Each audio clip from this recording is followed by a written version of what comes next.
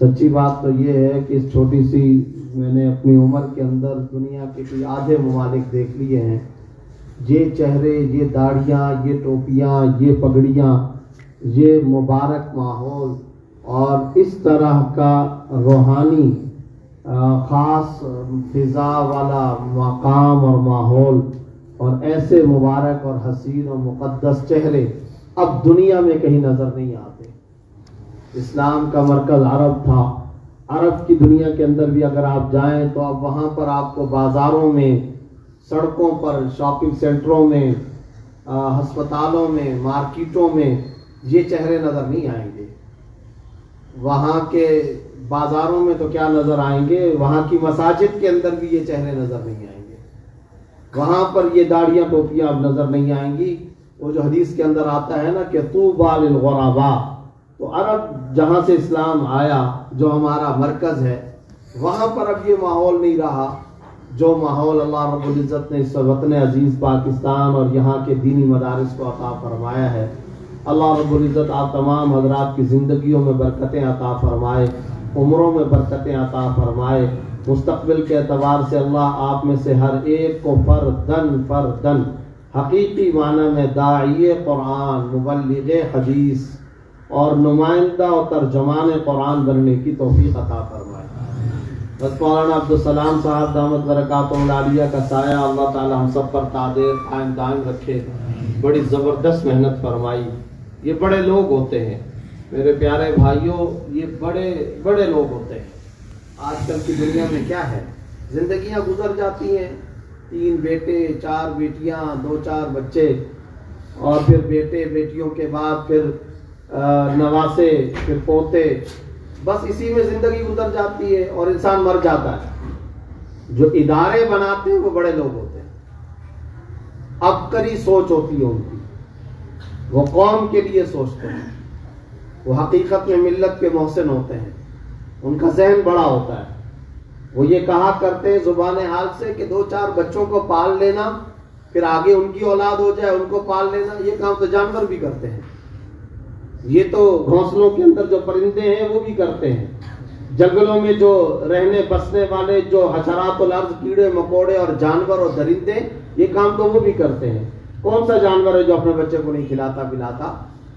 لیکن قوم کے لیے سوچنا، امہ کے لیے سوچنا، ملت کے لیے سوچنا، آنے والی نسلوں کے لیے سوچنا، بڑے لوگ ہوتے ہیں یہ. اللہ آپ میں سے ہر ایک سے اسی طرح کا ادارتی کام لے، تحریکی کام لے، دینی کام لے، تحرکات والا کام لے، انقلابی کام لے اور اس کی نیت کیا کرے. ہمارے مولانا سید ابو الحسن علی میاں ندوی رحمۃ اللہ علیہ بر صغیر کے ایک بڑے عالم گزرے ہیں. آپ نے نام سنا یا نہیں سنا؟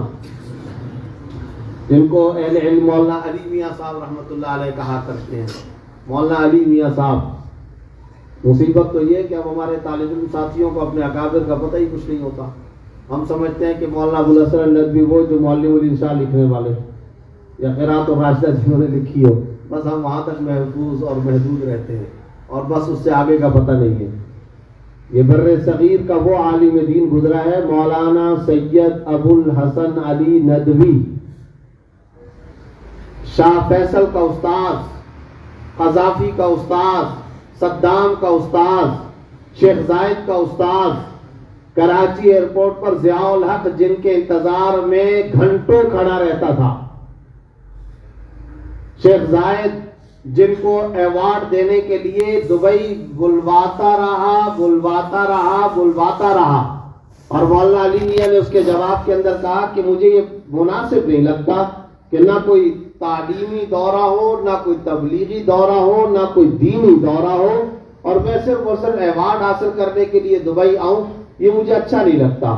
شیخ زائد نے اپنا خصوصی طیارہ ہندوستان کے پالم ایئرپورٹ پر پہنچوایا، پھر مولانا علی میاں کو فون کیا کہ حضرت جہاز آ چکا ہے اور آپ کے دہلی ایئرپورٹ پر کھڑا ہے، خدا را چند گھنٹوں کا ٹائم دے دے کہ آپ دبئی آ کر کے اپنی دینی خدمات کے مقابلے کے اندر عوض میں ہماری حکومت متحدہ عرب امارات کی طرف سے آپ ایوارڈ وصول کریں.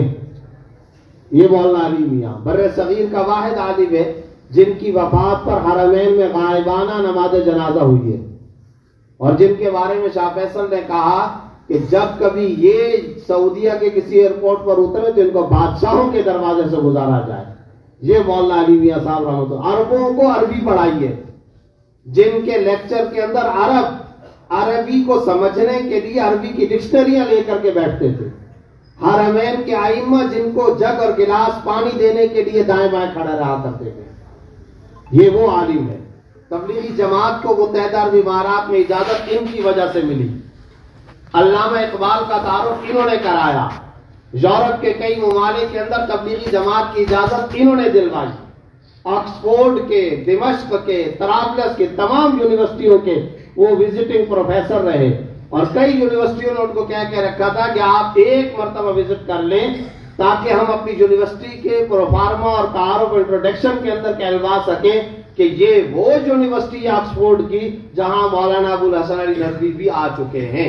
یہ بر صغیر کے اتنے بڑے عالم گزرے. تو میں ان کی 2-3 باتیں عرض کرتا ہوں اور پھر اس کے بعد اجازت لیتا ہوں، کیونکہ نفسیات شناسی کا تقاضا بھی یہی ہے. آپ حضرات کا بھی امتحان کا زمانہ ہے اور ظاہر ہے کہ آپ لوگ امتحان کی تیاریوں میں مصروف تھے. سچی بات یہ ہے کہ میں ہرگز اپنے آپ کو اس قابل نہیں سمجھتا کہ آپ حضرات سے کوئی بات کی جائے. علم، عمل، تقویٰ، فضل، ہر چیز میں میری تو کوئی نسبت نہیں. آپ حضرات مجھ سے بہت مقدم اور قابل ترجیح و افضل ہیں. ان بزرگوں کی 2-3 باتیں. ہر سال ندوۃ العلماء لکھنؤ میں جب سال کی ابتدا ہوتی تھی تو مولانا علی میاں صاحب رحمۃ اللہ علیہ کچھ باتیں طلباء سے فرماتے تھے اور کچھ باتیں ندوہ کے اساتذہ سے فرمایا کرتے تھے. طلباء کو کہا کرتے تھے کہ میرے عزیز طالب علموں، تم 2 نہیں بن سکتے، باقی تم سب کچھ بن سکتے ہو، 2 نہیں بن سکتے. جتنی محنت کر لو وہ معاملہ کسبی نہیں ہے، وہابی ہے. 2 تم نہیں بن سکتے. ایک تم نبی نہیں بن سکتے، دوسرا تم صحابی نہیں بن سکتے. اس لیے کہ نبی تو کوئی اپنی محنت سے تو نہیں بنتا نا، تو اللہ رب العزت جس کو پیغمبر بنائے، نبی اور رسول بنائے. دوسرا صحابی کون ہوتا ہے؟ جس نے ایمان کی حالت میں سرکار دو عالم صلی اللہ علیہ وسلم کی زیارت کی ہو. تو ظاہر ہے کہ آپ صلی اللہ علیہ وسلم دنیا سے پردہ فرما گئے، تو لہذا ہم ان کو دیکھ نہیں سکتے. تو فرمایا کرتے تھے کہ تم یہ 2 نہیں بن سکتے ہو. اس کے علاوہ تم ابو حنیفہ بن سکتے ہو، عبداللہ ابن المبارک بن سکتے ہو، سفیان ثوری بن سکتے ہو، امام بخاری بن سکتے ہو، امام ترمذی ابو داؤد بن سکتے ہو، شیخ عبد القادر جیلانی بن سکتے ہو، امام احمد بن حنبل بن سکتے ہو. کسبی معاملہ ہے، محنت پر دار و مدار ہے، جد و جہد پر دار و مدار ہے. یہ 2 نہیں بن سکتے، باقی دنیا کا ہر منصب تم اختیار کر سکتے. اور پھر اگلی بات کیا فرمایا کرتے تھے؟ یہ جو دنیا کے کچھ منصب یا کوئی فنون اور ہنر ہوتے ہیں اس میں تو سفارش چل جایا کرتی ہے کہ یہ کوئی مشیر لگ جائے، یہ کوئی وزیر لگ جائے، یہ فلاں کوئی عہدیدار بن جائے، یا کوئی دنیاوی کوئی فن ہے تو بیالوجی کے اندر اس کو کوئی سفارش مل جائے، کوئی کیمسٹری کے اندر سفارش مل جائے، کوئی فزکس کے اندر. فرمایا کرتے تھے کہ یہ جو علوم نبوت کا معاملہ ہے یہ غریب کی سلطنت ہے، یہ غریب کی سلطنت ہے، یہ رات کے وقت مسلح کی سلطنت ہے. اس پر تمہارا بس چلتا ہے. محنت کرو، میدان خالی ہے. جو جدوجہد اور محنت کر کے آگے بڑھ گیا وہ ہے قوم کا اصل رہبر اور رہنما. وہ بن سکتا ہے اور اس پر کوئی قدغن نہیں ہے. اگر قدغن ہے تو اپنے دل اور اپنے دماغ کی قدغن اور رکاوٹ ہے. اس رکاوٹ کو دور کرو، تم سب کچھ بن سکتے. یہ تو طلباء سے فرمایا کرتے تھے. اور ساتھ میں چھوٹے چھوٹے طالب علموں سے فرمایا کرتے تھے.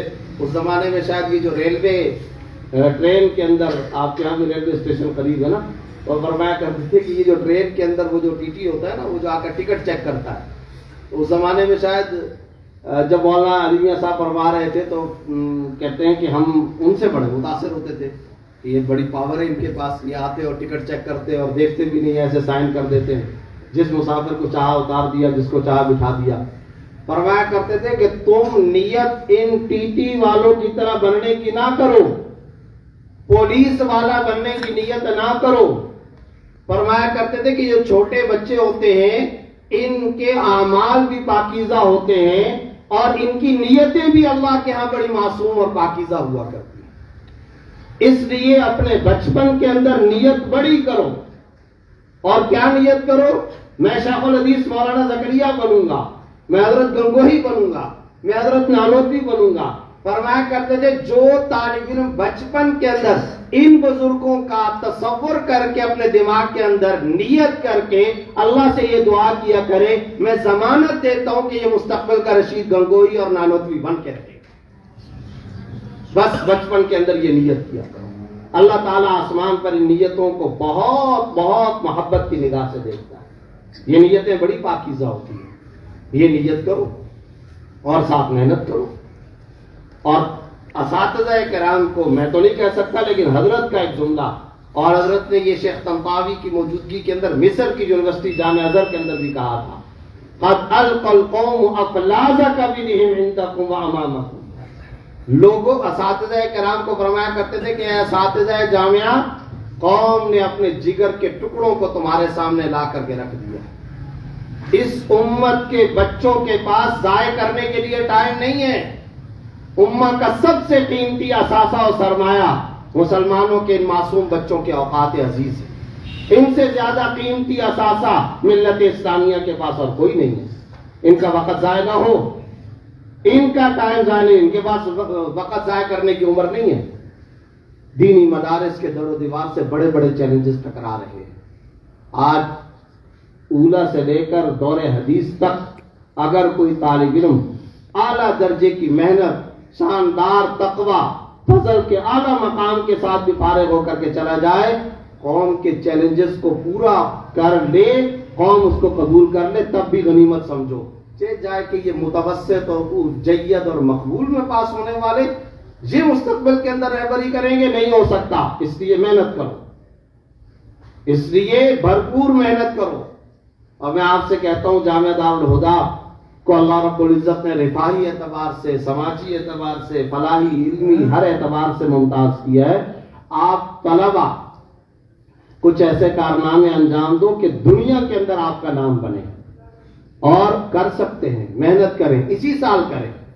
وفاق المدارس کے اندر پوزیشنیں لیں، آپ کا کوئی راستہ نہیں روک سکتا۔ محنت کیجئے، عربی کے اندر پرچے حل کیجئے، عربی حوار، لغت، اجرا، ترکیب، عربی بول چال، عربی مکالمے، عربی تفریحی گفتگو، اس کا اہتمام کریں۔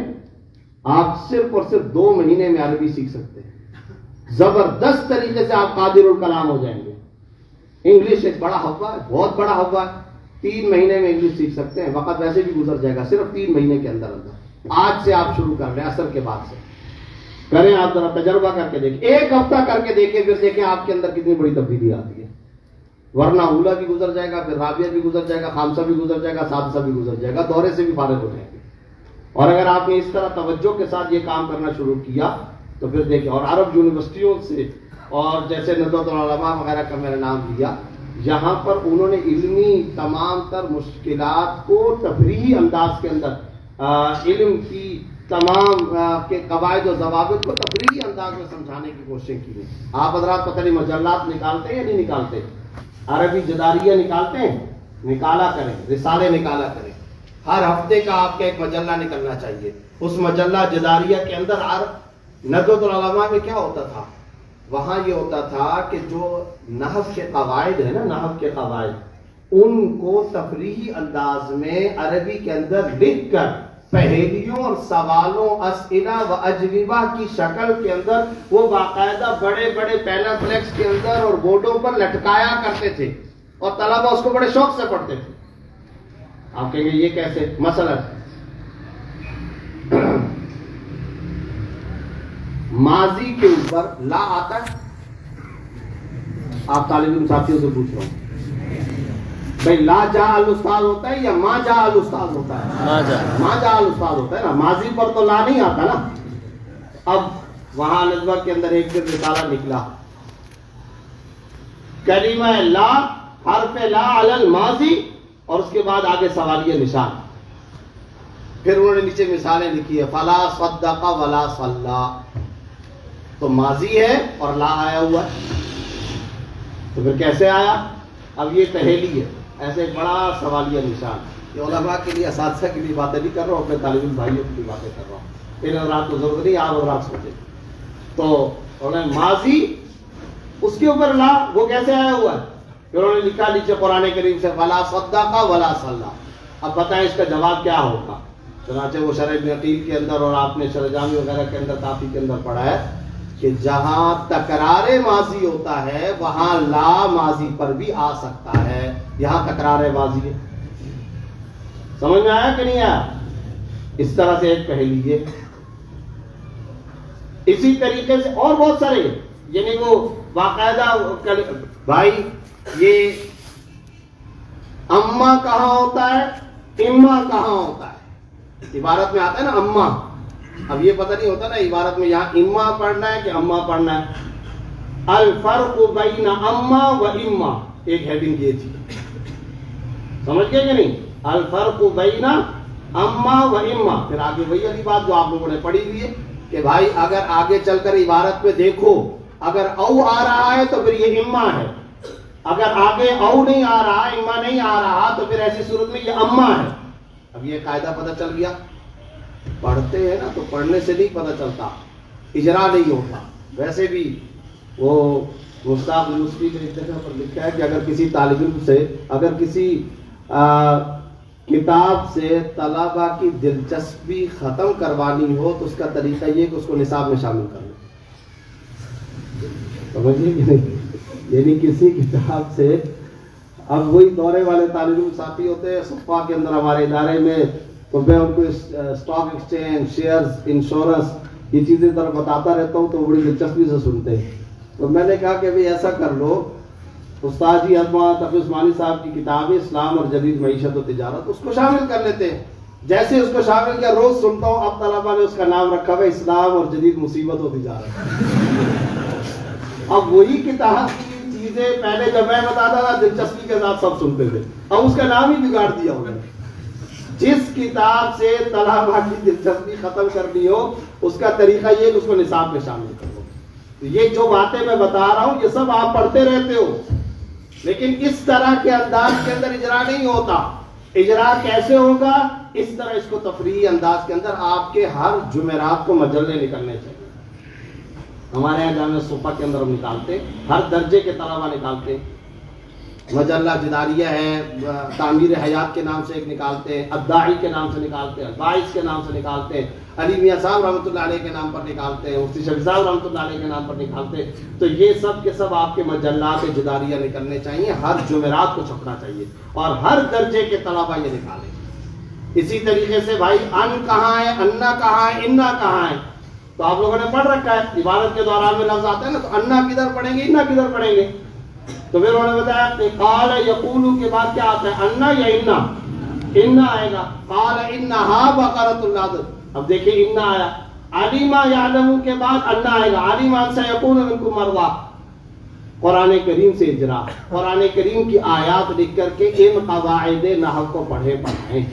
تو ایک تو میری گزارش یہ ہے کہ عربیت, لغت, اجرا, ترکیب, اس کے اوپر زور دیں, عربی حوار پر زور دیں. جمعرات والے دن عربی کے اندر تقریریں کیا کریں اور پرچے عربی کے اندر حل کریں. اور یہی پرچے جب آپ عربی کے اندر وفاق کے اندر پرچے حل کریں گے تو آپ کی پوزیشنیں آئیں گی. اور آپ کو ایک بات اور بتا دوں, ہمارے ہاں یہ پہلو وہ ہے جس کی طرف آپ حضرات کی توجہ نہیں ہوگی. ہمارے ہاں کراچی کے اندر جامعہ صفحہ جہاں سے میں تعلق رکھتا ہوں, تو وہاں کے طلبہ بہت پوزیشنیں لیتے ہیں. دارالعلوم کراچی اور بنوری ٹاؤن کے بعد سب سے زیادہ وفاق کی پوزیشنیں ہمارے ادارے کی ہیں, جامعہ صفحہ کی. لیکن میں آپ سے ایک بات عرض کر دوں کہ ہم وہاں بڑی مشکلات کا شکار ہیں پوزیشنوں کے اعتبار سے. وہ جس طرح عبدالسلام صاحب بھی ماشاءاللہ وفاق کے اہم رہنماؤں میں سے پہلے سے ہیں, لیکن میں یہ بات عرض کروں کہ صورتحال یہ ہے کہ وفاق المدارس کے ہاں پہلے تھا قومی سطح پر پوزیشنیں, یا آپ سمجھیں سارے طالب علم ساتھی, اول دوم سوم. اب معاملہ یہ بہت اچھا ہوا ہے, صوبائی پوزیشنیں بھی ہیں. سمجھ گئے کہ نہیں بھائی؟ پہلے قومی پوزیشنوں کے اندر گلگت بلتستان, آزاد کشمیر, چاروں صوبے, چترال تک کے علاقے اور یہ سارے کے سارے صوبے, یہ سب شامل تھے. بہت مشکل ہے رابعہ کے اندر پھر اول دوم سوم پوزیشن لینا. طالب علم سوچتا تھا کہ کیسے پورے پاکستان کے اندر، یہ نہیں، عام طور پر ہوتا ہے نا، سکھر کے اندر ہے تو سکھر ڈویژن ہے، حیدرآباد میں حیدرآباد کے اندر میٹرک یا 9ویں کے اندر اول دوم سوم، کراچی میں تو کراچی کے اندر، لاہور میں تو لاہور میں. لیکن وفاق کا مسئلہ کیا تھا کہ پوزیشن لینے کا مطلب ہے پورے پاکستان. لیکن اب الحمدللہ کئی سالوں سے وفاق نے یہ کام کر کے رکھا ہے، صوبائی سطح پر بھی پوزیشنیں ہوتی ہیں. تو میرا خیال یہ ہے کہ آپ کا یا تو صوبہ پنجاب لگتا ہوگا یا پھر وفاقی دارالحکومت اسلام آباد ہے، اس میں اول دوم سوم پوزیشن ہے. تو آپ لوگوں کو تو کوئی مشکل ہی نہیں ہے. یہاں کل معیاری مدارس ہی کتنے ہوں گے. ہمیں تو سامنا ہے دارالعلوم کراچی کا، مفتی رحم اللہ صاحب، ہمیں تو سامنا ہے جامعہ فاروقیہ کا، ہمیں تو سامنا ہے بنوری ٹاؤن کا، ہمیں تو سامنا ہے کراچی کے اور بہت سارے، بیت السلام ہے، جامعہ بنوریہ ہے، اشرف المدارس ہے، فلاں ہے، فلاں ہے، فلاں، بہت سارے جامعہ حمادیہ، اشرف المدارس اور پتہ نہیں کتنے کتنے. ہمیں تو ان میں سے جا کر کے محنت کرنی ہوتی ہے. تو ہماری طرف بہت محنت کرنی ہے. یہاں کیا مسئلہ آپ حضرات کو پوچھتے ہیں، آج کے بعد کوشش کریں تمام صوبائی پوزیشنیں دارالہدیٰ کے طلبا کی ہونی چاہیے. محنت کریں اور کوشش کریں، ہاتھ کھڑا کریں، محنت کریں گے کہ نہیں کریں گے؟ اس کا عزم کریں، کوئی آپ کی راہ کے اندر رکاوٹ نہیں آ سکتا. میں نے پہلے بتایا بھائی، غریب کی سلطنت مسلح اور محنت ہے. آپ کریں محنت جتنی کر سکتے ہیں. آخری گزارش، کافی ٹائم ہو گیا، آخری گزارش مجھے یہ کرنی ہے کہ کبھی آپ نے یہ سوچا ہے ہر سال دور حدیث سے پاکستان سے کتنے طلبہ فارغ ہوتے ہیں؟ سینکڑوں ہزاروں کے اندر ہوتے ہیں کہ نہیں ہوتے؟ اچھا ذرا یہ بتائیں کہ دور حدیث میں جو طلبہ مقبول آئے ان کی بھی ہم بات نہیں کرتے، جید ان کی بھی بات نہیں کرتے، جید جدہ ان کی بھی بات نہیں کرتے، ممتاز جو طلبہ آئے ہم ان کی بھی بات نہیں کرتے. ہم صرف بات یہ کرتے ہیں کہ دور حدیث میں ہر سال پاکستان بھر میں کوئی اول طالب علم ہوگا کہ نہیں ہوگا؟ بتائیں نا ذرا. دوم ہوگا کہ نہیں ہوگا؟ سوم ہوں گے نا؟ پچھلے 10 سال کے اول دوم سوم صرف انہی طلبہ پہ ذرا فوکس کریں. 10 سال میں اول دوم سوم. تو ذرا یہ بتائیں 30-40 یہ بنتے ہیں کہ نہیں بنتے؟ تو ذرا یہ بتائیں کہ یہ کتنے قابل لوگ ہوں گے، کتنے قابل ہوں گے یار. ان سے ایسا قابل کون ہوگا؟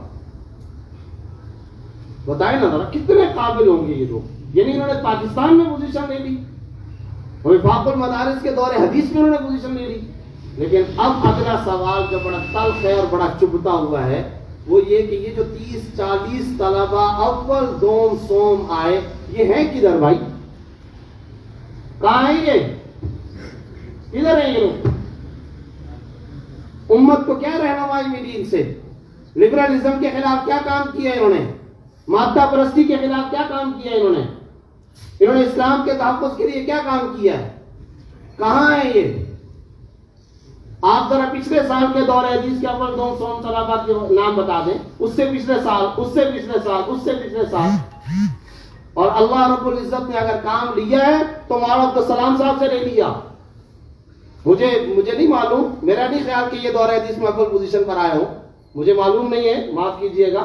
شاید دوم یا سوم آئے ہوں، مجھے اس کا بھی پتہ نہیں، میرا نہیں خیال کہ یہ آئے ہوں گے. لیکن سوال یہ پیدا ہوتا ہے کہ یہ کہاں ہے طلبہ؟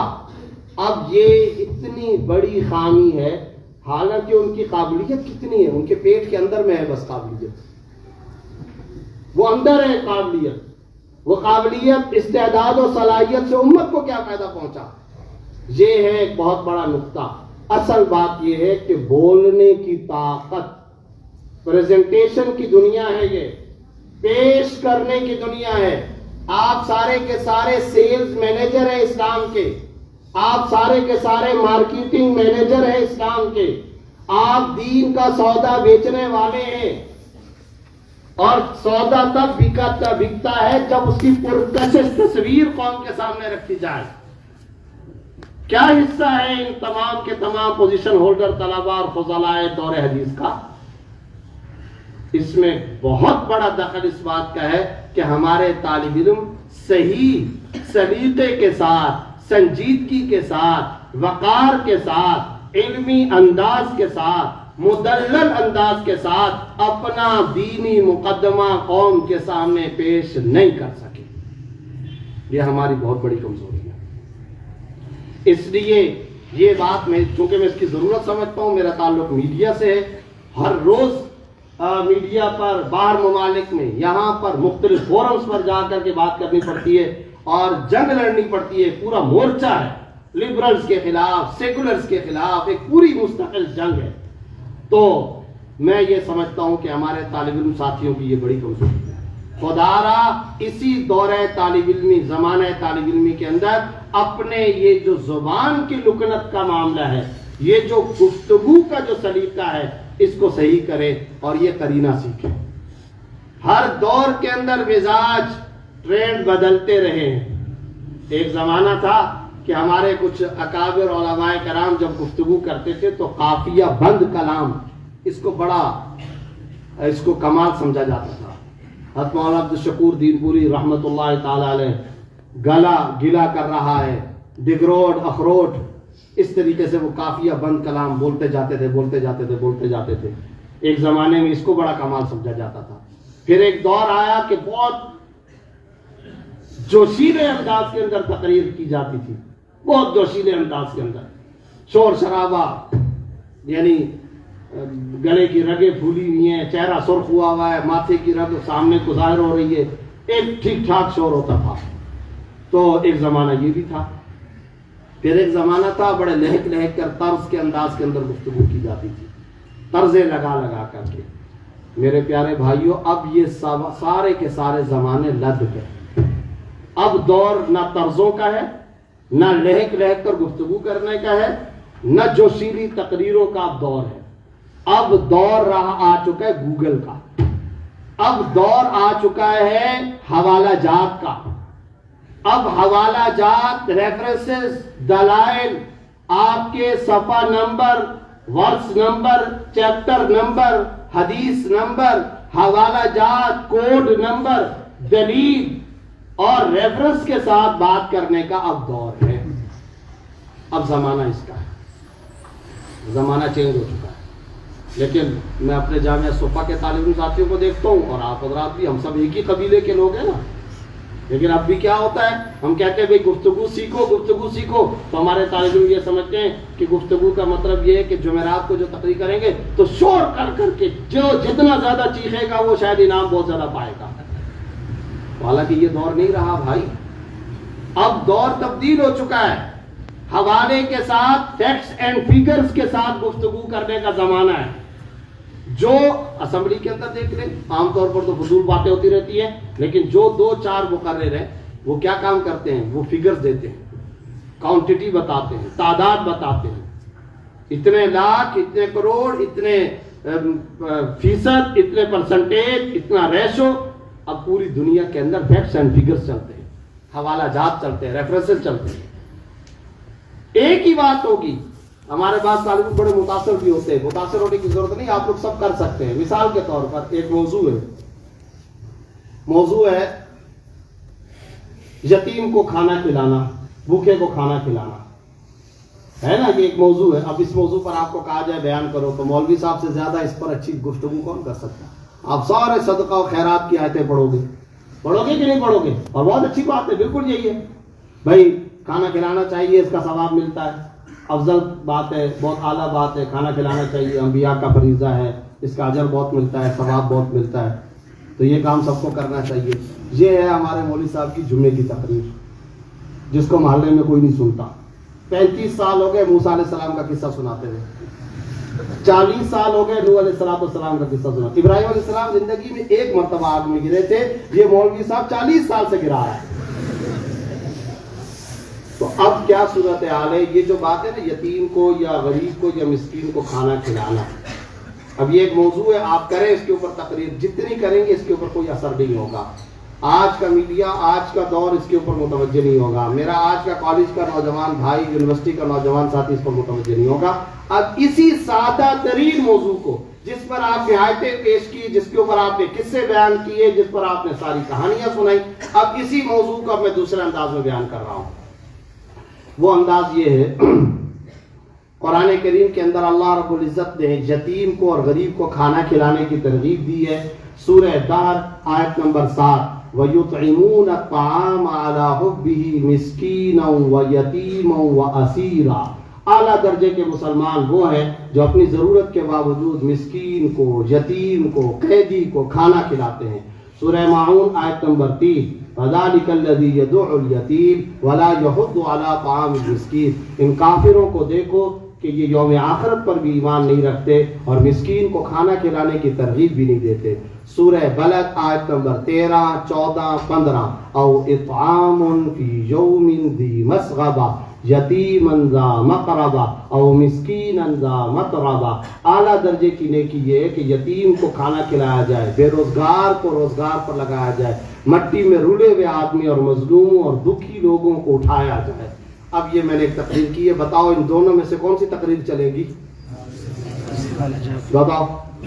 اب جب یہ جو میں بات کر رہا تھا نا، یہ جو آیتیں بیان کر رہا تھا، آپ لوگ بہت متاثر ہو رہے تھے۔ کچھ متاثر ہونے کی ضرورت نہیں ہے، کوئی کارنامہ نہیں میں نے انجام دیا، یہ آپ لوگ بھی ایک مرتبہ دیکھ کر کے کر سکتے ہو۔ آج کا دور یہ والا، ورس نمبر، چیپٹر نمبر، آیت نمبر، حدیث نمبر، کوڈ نمبر، بے شمار فورمز پر ہم جاتے ہیں تو ہم جب کوئی حدیث بیان کر رہے ہوتے ہیں دبئی وغیرہ کے اندر تو عام رواج ہے، وہاں عام رواج ہے، ملائیشیا میں، انڈونیشیا کے اندر، دبئی میں، ہانگ کانگ میں، چائنا میں، کتنے ممالک کے اندر، ابھی میں پچھلے ہفتے افریقہ کے اندر تھا، کتنے ممالک کے اندر جب ہم بات کر رہے ہوتے ہیں نا، ایسے جب بات کرتے ہیں تو جو سامنے یونیورسٹیوں کے کالجوں کے لڑکے بیٹھے ہیں اسمارٹ فون نکالتے ہیں اور نکال کر کے گوگل کے اندر وہی حدیث جا کر کے ڈالتے ہیں اور اس کو اسی وقت دیکھتے ہیں، کیونکہ آج قیامت کی نشانی پوری ہو رہی ہے۔ وہ جو آپ صلی اللہ علیہ وسلم نے فرمایا تھا یفشو العلم، آخری دور میں علم پھیل جائے گا، یہ وہ والا زمانہ ہے، علم پھیل چکا ہے۔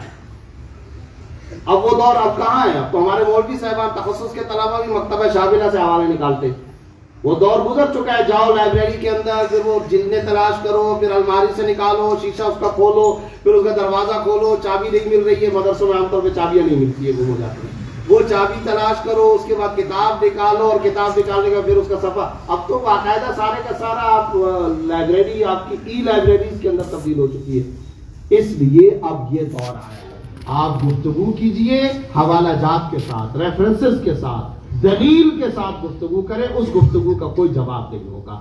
اس انداز میں ہر جمعرات کو تقریر کا مقابلہ کیا کریں اور تقریر سیکھیں۔ جب آپ اس طرح کرتے جائیں گے یہاں تک کہ آپ دور حدیث سے فارغ ہوں گے، انشاءاللہ ثم انشاءاللہ مستقبل کے اعتبار سے اللہ رب العزت آپ کو ایسا قادر الکلام، متقی، ترجمان قرآن بنائے گا، داعی اسلام بنائے گا، محافظ قرآن بنائے گا، مبلغ اسلام بنائے گا۔ آپ کی گفتگو کے اندر تاثیر ہوگی اور لوگ متوجہ ہوں گے۔ اور آخری بات یہ بھی ہے کہ یہ جو گفتگو کے اندر تاثیر ہوتی ہے، یہ ایک اور وجہ سے بھی پیدا ہوتی ہے۔ ہمارے یہاں بعض لوگ یہ سمجھتے ہیں کہ صرف اور صرف تقریر و بیان سے سب کچھ ہو جاتا ہے، ایسا نہیں ہے، تقریر و بیان سے سب کچھ نہیں ہوتا۔ سورہ مزمل کی آیت نمبر 6 میں اللہ رب العزت نے فرمایا ان ناشیۃ اللیل ہی اشد وطئا واقوم قیلا، بے شک راتوں کا جاگنا یہ خواہشات نفسانیہ کو دبانے اور گفتگو میں تاثیر پیدا کرنے کا ذریعہ ہے۔ دن کے وقت جب کوئی گفتگو کرتا ہے اور اس کی گفتگو کے اندر تاثیر ہوتی ہے، وہ گفتگو کی نہیں ہوتی ہے، اس کی بیک پر وہ جو راتوں کا جاگنا ہے، یہ اس کی تاثیر دن کی گفتگو میں ظاہر ہو رہی ہے۔ اللہ رب العزت مجھے اور آپ کو اس کی توفیق عطا فرمائے۔ میں دل سے دعا کرتا ہوں کہ اللہ تعالیٰ آپ کو اس امتحان میں اور اگلی زندگی کے سارے امتحانوں میں کامیابیاں عطا فرمائے، اور اللہ تعالیٰ وفاق کے امتحان میں، سالانہ امتحانات میں بھی اللہ تعالیٰ آپ کو بھرپور کامیابیوں سے نوازے۔ بس اب یہ خبر آنی چاہیے کہ ماشاءاللہ آپ نے پوزیشنیں لی ہیں اور بھرپور پوزیشنیں لی ہیں۔ اللہ تعالیٰ عبدالسلام صاحب دامت برکاتہم العالیہ کی محنت کو اور ان کی تمام جدوجہد کو اپنے دربار میں قبولیت عطا فرمائے۔ اللہ ان کی عمر میں، زندگی میں برکت عطا فرمائے۔ ہمارے دوست اور ساتھی مفتی نام الحق صاحب اور دیگر تمام علماء اور اساتذہ، اللہ ان کے اوقات عزیز کے اندر بھی خوب برکتیں عطا فرمائے۔ وآخر دعوانا